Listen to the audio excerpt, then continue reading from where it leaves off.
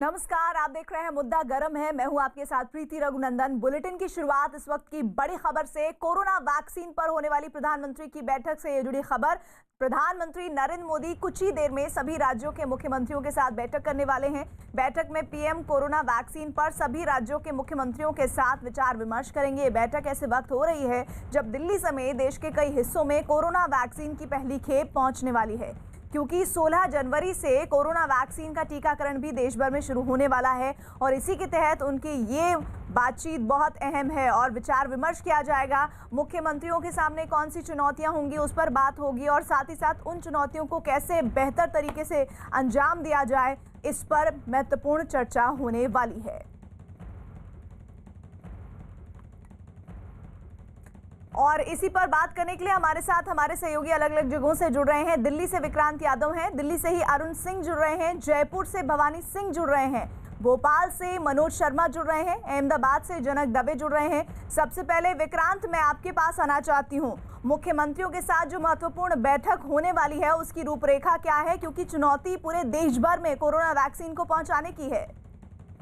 देखिए, बिल्कुल प्रीति, अब बेहद ही महत्वपूर्ण मुकाम पर हम लोग पहुंच चुके हैं। कोरोना की वैक्सीन आ गई है, पूरी तरीके से तैयार हो गई है, राज्यों तक पहुंचने का काम शुरू हो गया है। अब 16 तारीख से क्योंकि वैक्सीनेशन का काम शुरू होना है, तो अब केंद्र और राज्य सरकार के बीच एक बेहतर समन्वय के साथ किस तरीके से फ्रंटलाइन वर्कर्स और डॉक्टर्स तक पहली खेप पहुँचाई जाए ताकि इस वैक्सीन का उन पर इस्तेमाल हो, वो लोग इसे प्रयोग करें। और पूरी तरीके से जिन्होंने पूरे कोरोना काल में एक फ्रंटलाइन पर रह करके कोरोना का सामना किया, लोगों को उससे बचाया, तो अब सबसे पहले जब वैक्सीन आई है तो उनको किस तरीके से पहुंचाई जाए, एक बड़ी रणनीति है जो केंद्र और राज्यों को मिल करके तैयार करनी है। और इसके लिए दोनों के बीच एक बेहतर कोऑर्डिनेशन भी होना चाहिए। और इसी कारण प्रधानमंत्री ने 16 तारीख से, क्योंकि ये काम शुरू होना है, तो उससे ठीक पहले ये बैठक रखी है। इसमें सभी मुख्यमंत्रियों के साथ विचार विमर्श किया जाएगा और प्रधानमंत्री ये बताएंगे कि किस तरीके से अब इस पूरे काम को आगे किया जाए, क्योंकि केंद्र एक बार दवाई जब पहुंचा देगा राज्यों के पास, तो उसके बाद राज्य की मशीनरी का पूरा काम शुरू हो जाता है। तो वो किस तरीके से इस काम को अंजाम दें ताकि किसी तरह की कोई गफलत ना हो सके, किसी तरह की कोई गड़बड़ी ना हो, और पूरा काम जैसे अभी तक कोरोना के मामले में राज्य और केंद्र ने मिलकर लड़ाई लड़ी है, उसी तरीके से अब वैक्सीनेशन का काम भी केंद्र और राज्य एक बेहतर इकट्ठे होकर के एक बेहतर अप्रोच के साथ कर सके, इसी को ध्यान में रखते हुए इस बैठक की रूपरेखा तैयार की गई है। जी, और इधर केंद्रीय गृह मंत्री अमित शाह ने 16 जनवरी से शुरू होने जा रहे वैक्सीन लगाने के कार्यक्रम को दुनिया का सबसे बड़ा कार्यक्रम बताया और जल्द ही कोरोना से जंग जीतने का दावा किया।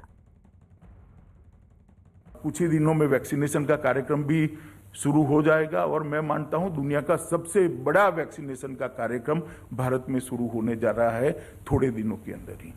ये लड़ाई तो हम सफलतापूर्वक लड़े ही, परंतु इसका एक दुष्परिणाम था कि दुनिया भर के अर्थतंत्र पर बहुत बुरी असर पड़ी। लॉकडाउन हुए, फैक्ट्रियां बंद हो गई, माल की ढुलाई बंद हो गई, सब तरह से अर्थतंत्र पर बुरी असर पड़ी। अरुण, विपक्ष ने भी जबरदस्त भूमिका कोरोना वैक्सीन को लेकर अपने बयानबाजी के जरिए निभाई। ऐसे में वो कौन सी चुनौतियां हैं जो इस वैक्सीन को गांव देहात कस्बों तक पहुंचाने में आने वाली है केंद्र सरकार के सामने? देखिए, अब मुश्किल ये नहीं है कि विपक्ष क्या कहता है, मुश्किल ये है कि 30 करोड़ लोगों तक जो ये वैक्सीन पहुंचानी है वो स्मूथली कैसे किया जाए, क्योंकि पहले चरण में 80 लाख से 1 करोड़ के बीच में जो स्वास्थ्य कर्मियों की संख्या है उनको लगाई जाएगी। उसके बाद 2 से 3 करोड़ के बीच में पैरामिलिट्री फोर्स के लोग हैं, पुलिस के जवान हैं, सेना के लोग हैं, जो फ्रंट लाइन वर्कर्स हैं, सैनिटाइजेशन के प्रोग्राम में जो लोग लगे रहते हैं, उन तक पहुंचानी। और उसके बाद 27 करोड़ के आसपास ऐसे लोग हैं जो 50 साल से ऊपर की उम्र है और जिनको कोई ऐसी बीमारी है, मधुमेह जैसी या दिल की, जिनको लगाना जरूरी है।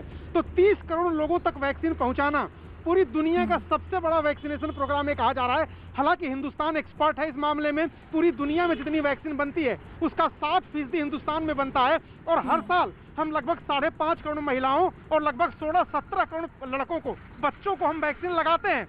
तो वैक्सीन लगाने में हमारी एक्सपर्टाइज है। पोलियो वैक्सीनेशन हमने कैसे किया ये पूरी दुनिया ने देखा है। तो ये अब चुनौती सामने है कि किस तरह से जिलों तक ये वैक्सीन पहुंचे, कैसे उस ऐप का इस्तेमाल किया जाएगा जिसके जरिए लोग अपना रजिस्ट्री कराएंगे, उसमें रजिस्टर करेंगे खुद को और उन तक पहुंचे। तो चुनौती बड़ी है। इसमें राजनीति करने की बजाय सबको मिलकर एकजुट होकर एक लक्ष्य के सकारात्मक साथ भूमिका वैक्सीनेशन निभाने के की प्रोग्राम आवश्यकता है। एक तरफ केंद्र सरकार 16 जनवरी से देश भर में वैक्सीन लगाने की प्रक्रिया शुरू करने वाली है, तो वहीं दूसरी तरफ कोरोना वैक्सीन पर सियासत भी जारी है। छत्तीसगढ़ के स्वास्थ्य मंत्री टीएस सिंहदेव ने कहा है कि वो छत्तीसगढ़ में कोवैक्सीन के इस्तेमाल के समर्थन में नहीं है।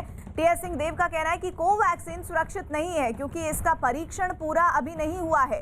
हालांकि कांग्रेस ने उनके बयान को व्यक्तिगत बताया।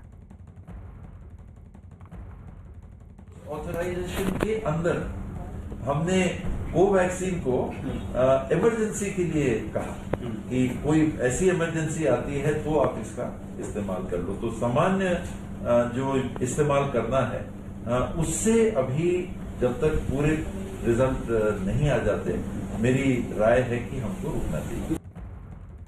और इधर हरियाणा के चीफ मिनिस्टर मनोहर लाल खट्टर ने